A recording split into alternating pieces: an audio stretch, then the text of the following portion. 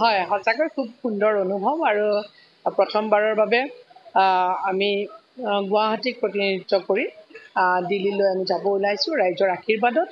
আৰু যিটো আমি সপোন দেখিছিলোঁ যে তৃতীয়বাৰৰ বাবে আকৌ এবাৰ নৰেন্দ্ৰ মোদী ডাঙৰীয়াক প্ৰধানমন্ত্ৰী হিচাপে পাম আৰু সেই দিনটো আহিছে। গতিকে আমি মোৰ লগত আমাৰ সকলোৰে শ্ৰদ্ধাৰ ৰঞ্জিত দত্ত ডাঙৰীয়াও আছে আৰু আমাৰ প্ৰতিগৰাকী আমাৰ 11গৰাকী কেইবাগৰাকীও ইতিমধ্যে গ'ল।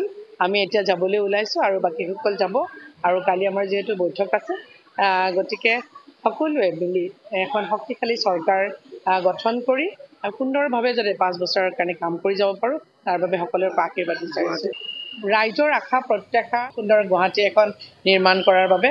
গতিকে তাত আমাৰো অৰিহণা থাকিব আৰু আমিও যিমানখিনি পাৰি আমি শক্তিশালী ৰূপত আমি যাতে গুৱাহাটীখন সৰ্বাংগ সুন্দৰ কৰিব পাৰোঁ, তাৰ বাবে আমাৰ ফালৰ পৰা সম্পূৰ্ণ প্ৰচেষ্টা থাকিব।